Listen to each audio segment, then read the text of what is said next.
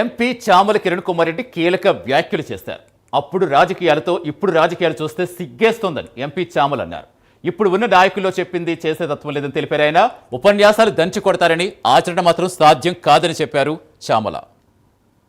సర్కార్ నుంచి విముక్తి కల్పించినటువంటి రోజు నాడే ఇంత మంచి కార్యక్రమాన్ని తీసుకొని ఇక్కడ అధ్యక్షత వహిస్తున్నటువంటి శ్రీనివాసంపల్లి పోవాలని, ఎందుకంటే కాంగ్రెస్ పార్టీ అధికారంలోకి వచ్చినాక ఇప్పటి వరకు ఎవరు రాలేదని చెప్పి అంటే ఈరోజు పొద్దున్నే 9ంటికి బైరాన్పల్లి వెళ్ళి అక్కడ చాలా మంది ఆ ఊరోళ్ళు 118 మందిని 1948 ఆగస్టు 27వ తారీఖు నాడు నిజాం రజాకారులు ఊచపోత పోసారు.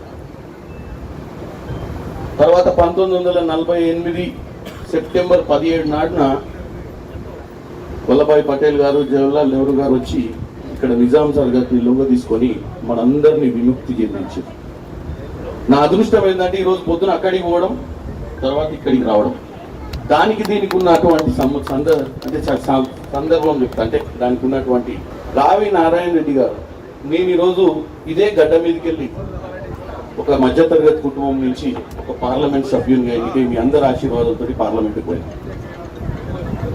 పార్లమెంట్ సభ్యునిగా ఈ రోజు కూడా మొన్న జరిగినటువంటి మా ప్రమాణ స్వీకారం రోజు కూడా రావి నారాయణ రెడ్డి గారి గురించి మాట్లాడుకున్నారు అక్కడ పార్లమెంట్.